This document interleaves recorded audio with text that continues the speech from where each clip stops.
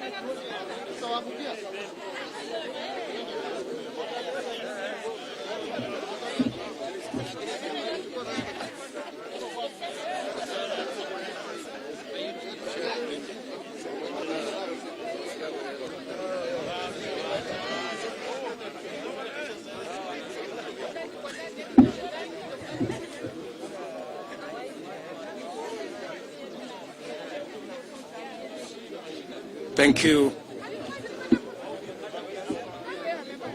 Thank you very much, ladies and gentlemen. Asanteni sana. Ladies and gentlemen, thank you very much for finding time. I want to welcome the membership of the fourth estate, our press teams. Karibuni sana katika makao haya ya naibu wa rais wa Jamhuri ya Kenya. And by way of beginning, we have concluded the parliamentary group meeting for the Hustler Nation movement that encompasses members of parliament from different political parties that have now converged as members of one parliamentary group meeting. We have discussed a myriad of issues.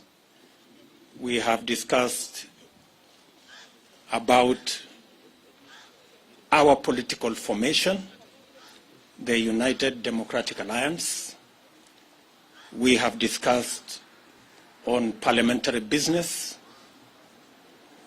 that is currently before the House and that we intend to sponsor and support going forward. We have discussed matters of national importance, especially relating to the COVID-19 pandemic that has ravaged the country. We took the position as a team when the Ministry of Health announced the surge in numbers to reschedule all our public engagements until further notice, as I announced formally on my social media platform. We've had also an in-depth discussion on matters to do with what we believe should be the current engagement on managing the COVID-19 pandemic, especially with reference to vaccination. And we are going to make a statement about that. We also appreciate this political situation in the country. And we've also discussed on other matters of housekeeping and how we intend to engage the public in our responsibilities, different responsibilities as members of parliament, as senators, and as leaders in the Republic of Kenya. Ladies and gentlemen, we have a short statement that we are going to make. We appreciate that, as we said about 2 years ago, that it was the intention of this team to change the political conversation in our country. We are very proud and happy that finally the conversation in Kenya has changed. And today we are not discussing about constitutional change. We are discussing matters economy. That we are not engaged in an exercise of trying to create positions for leaders, that we are in the passionate engagement to see how we can create jobs for ordinary citizens. That today in Kenya, the conversation is not about leaders and what is in it for them in the next political dispensation. The discussion is what is in it for Mama Mboga, the boda guys, the ordinary people in Kenya. We are very proud that while in the past we were discussing about the Prime Minister and Deputy Prime Minister and other positions, today Mama Mboga has taken the center stage. And the boda guy is at the heart of the political conversation in Kenya. We welcome our competitors who have graciously accepted to join us in the conversation about the economy of our country, about ordinary people, about jobs, about enterprise. We want to tell them we are ready and we want to engage in that conversation that is going to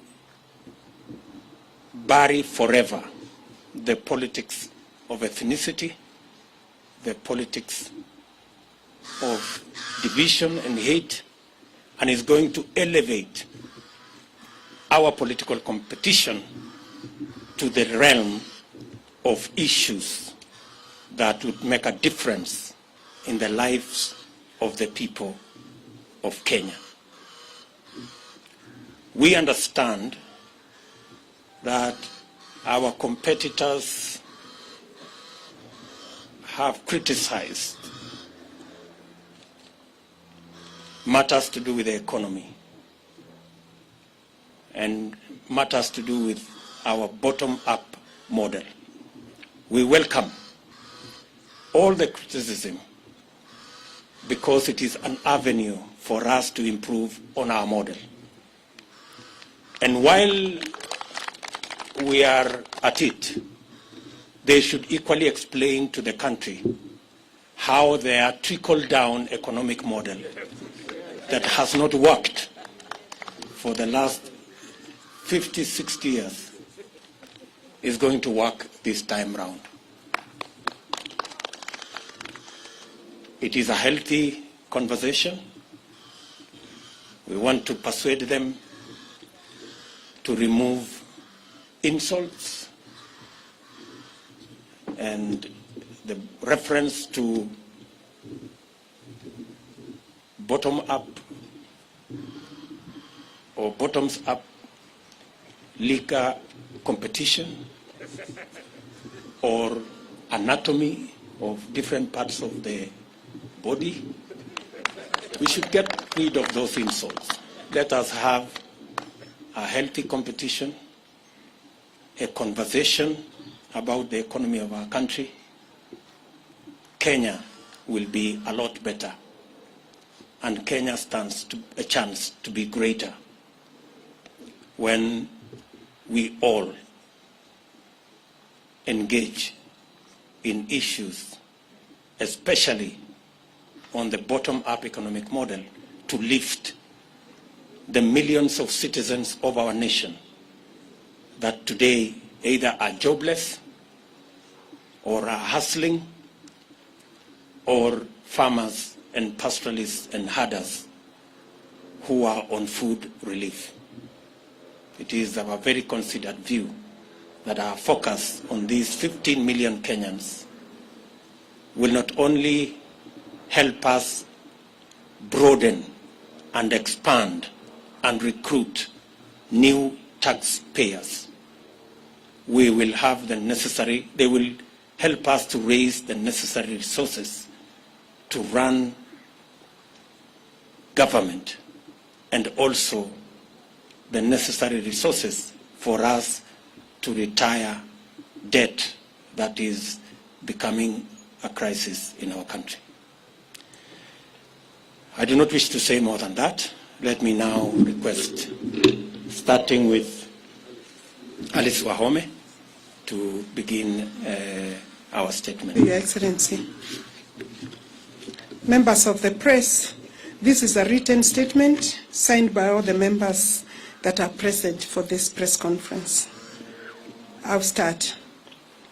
Kenyans desire a new, inclusive, people-centered conversation on the future of our nation. That's our title. The governing Jubilee Party has collapsed. The opposition NASA coalition has disintegrated. The Hasran nation has found a new home in the United Democratic Alliance. We welcome all Kenyans who desire a greater future to join us in the United Democratic Alliance. In 2017, Jubilee was elected by an overwhelming majority on the platform of the Big Four agenda that was anchored on the success of the party's first term.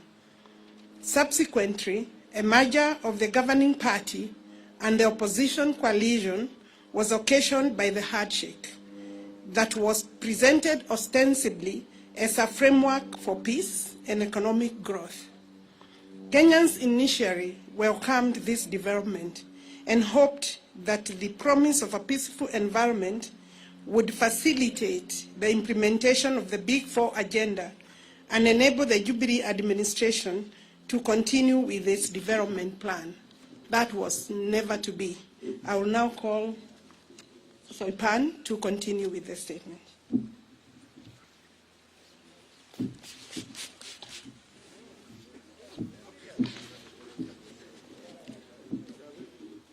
Sadly, this framework degenerated into an unnecessary, arbitrary, selfish, and unconstitutional attempt at changing the Constitution that occasioned unlawful and unbudgeted expenditure of billions of shillings of public resources that are to date unaccounted for and are a subject of the Auditor General's inquiry.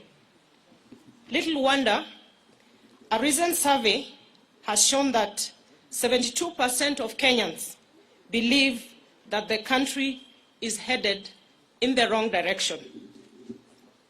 For 4 good years, the country has been engaged in the BBI process, characterized by hubris, chest thumping, blackmail, intimidation, and bribery.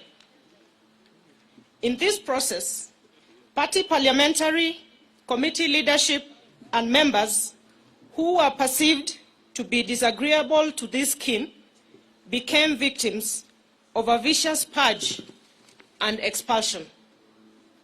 Besides, the criminal justice system, Kenya Revenue Authority, and other state agencies were mobilized and weaponized to intimidate, blackmail, victimize, and persecute leaders, business people, and ordinary Kenyans perceived to be opposed to this unconstitutional order, BBI, and its anti-people recommendations.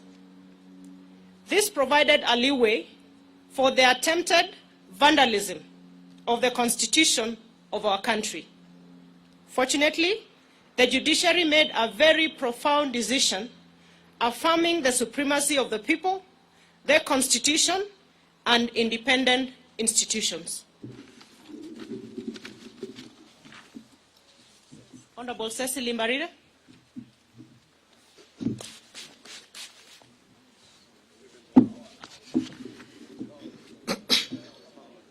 Regrettably, the NASA coalition, its principals, and their Jubilee collaborators took the government hostage, hijacked its agenda, and, one, completely destroyed the governing Jubilee Party and dismembered the entire opposition coalition. Two, emasculated Parliament, undermined the rule of law, threatened the independence of the judiciary, and emboldened impunity. Three, sabotaged job creation, universal health coverage, food security and manufacturing, thus cutting the entire Big Four plan. Four, criminalized hustler enterprises in places like Nyamakima, Gikomba, Kamukunji, Kirinyaga Road, and River Road, amongst others. Five, presided over the brutal or inhuman evictions and demolitions of the vulnerable and destruction of private property in places like Kariobangi, Ruai, amongst many other places across the country. Six, mismanaged the economy, leading to stockpiling of public debt to unprecedented levels that has occasioned the current economic crisis that our country is facing. I wish to call upon Honorable Benjamin Tayari. Thank you. Thank you. Our approach towards a bottom-up economic and governance model.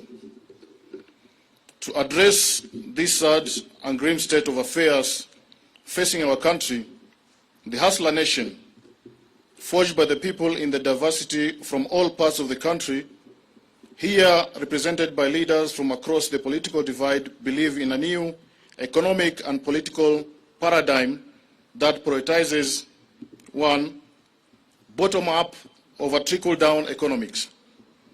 Two, the people over their leaders. Three, empowerment over power sharing. Four, jobs over positions. Five, enterprise over patronage.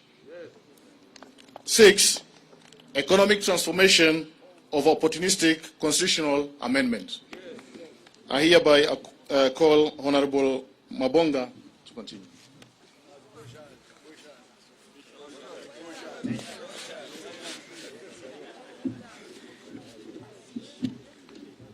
Focused on this new paradigm and through a bottom-up economic and governance model, it's possible to enable the over 15 million Kenyans at the bottom of the pyramid to be active and meaningful participants in the economy through deliberate, one, public/private labor-intensive investment framework to create jobs. Two, financing instruments and mechanisms to spur, promote, and empower hustler enterprises such as Mama Mboka, hawkers, bodabodas, artisans, artists, among others.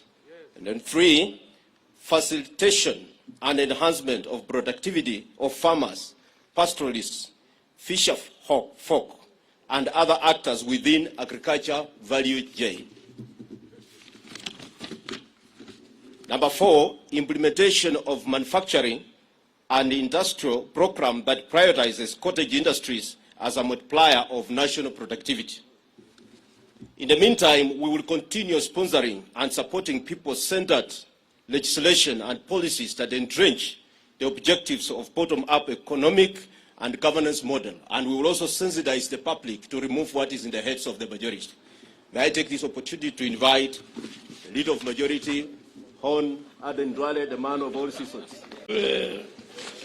Member for Bumula, it is our considered view that to open up the economy, and this is on COVID-19 pandemic, as the PG, we have deliberated the matter and we are saying it is our considered view that to open up the economy and to facilitate economic activity among our people, especially for the millions of hustlers, it is imperative on the part of government to proactively and decisively deal with the COVID-19 pandemic.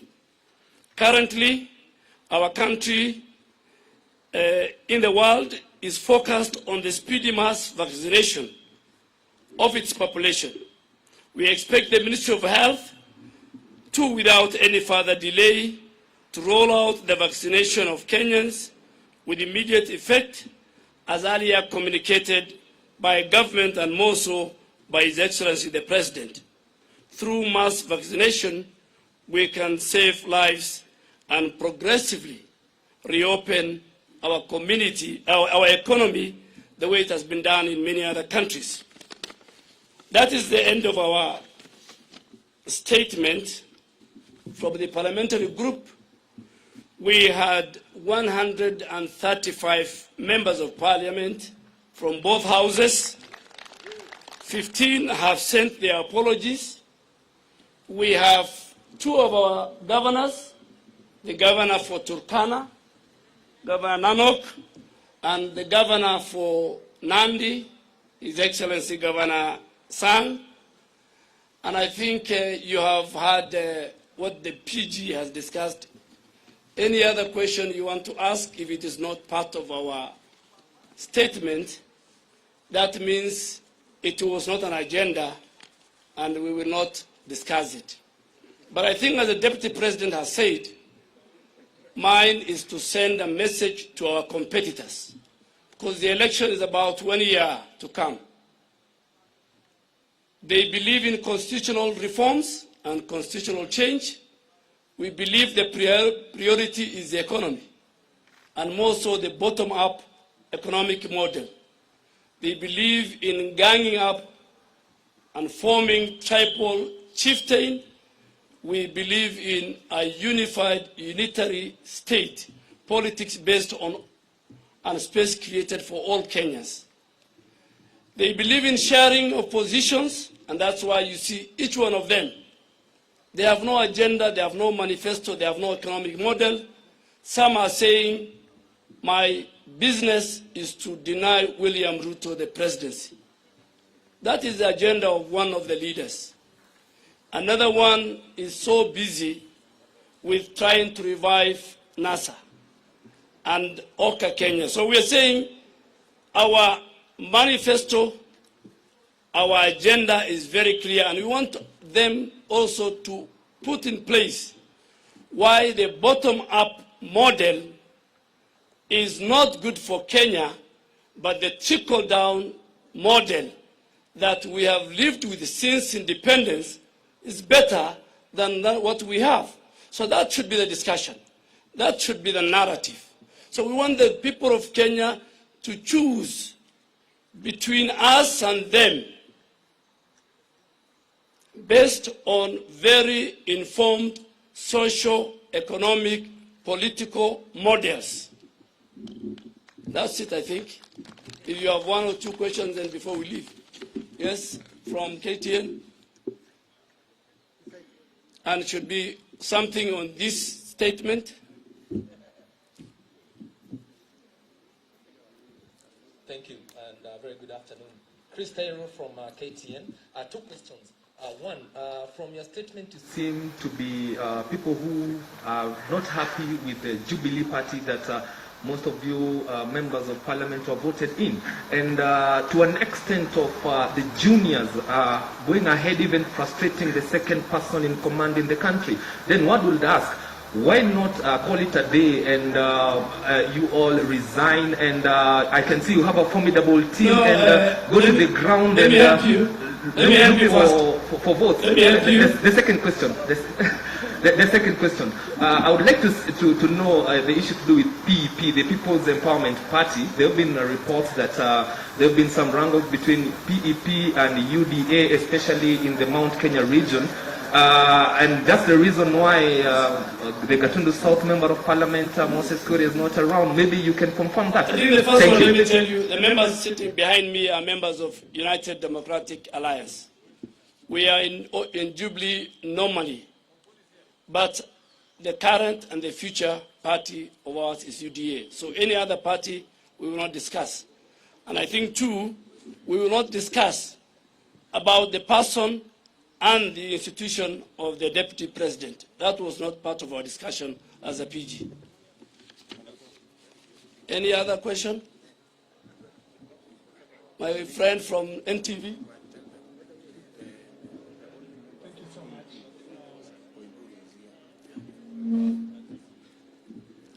Thank you so much. And just before you ask, on PEP, the only member on PEP who is a hustler from the hustler nation is here and is part of our PG. And is here. Please. Thank you so much, Seth Olale, NTV.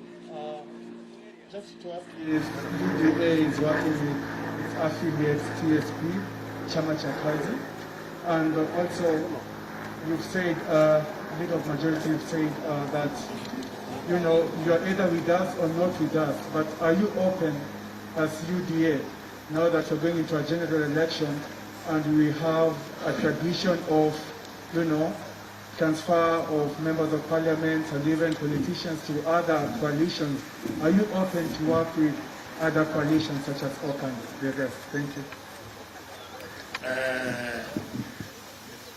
Thank you very much, Mr. Olale. That was not part of the discussion today. So, at an appropriate moment, when that becomes a subject of discussion in our PG, we will ably respond to what you have said. So, please, hold your horses. Any other question? Yes? My question is about bottom-up. Can you be able to emphasize? We know the numbers of the youth in this country, they have no job. Can you be able to emphasize how are you going to improve that economically? Oh, good question. Good question there. If amongst the 15 million people at the bottom of the pyramid is about 4 million jobless Kenyans, it is our considered position that through policy change in investments, by investing not in capital-intensive infrastructural programs, rather investing in labor-intensive infrastructural programs, for example, housing, cottage industry, agro-processing, value addition, informal manufacturing, we can create millions of jobs. I know the question many people ask, where are you going to find the money?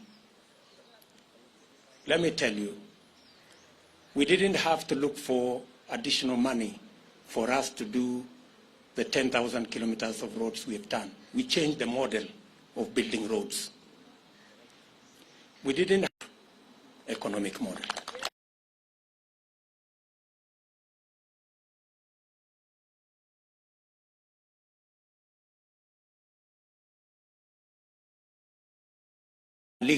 We are not guests in any place.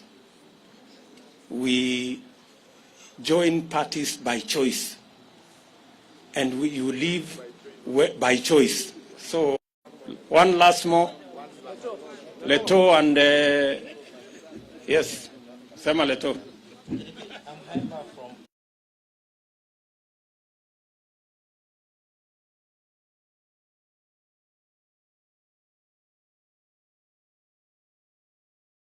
Since you were not in the room where I made that statement, maybe I will recommend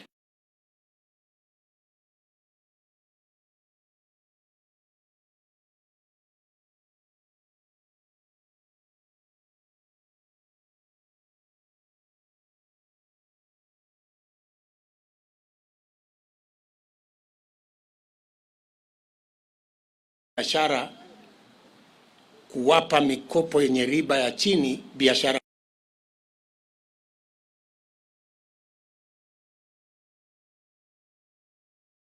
completely kukopa madeni, kwa sababu tutakuwa na pesa ambayo sisi wenyewe kwa kuzalisha uchumi wetu nyingi na itatuwezesha kuendesha serikali yetu bila ya kwenda kutafuta mikopo.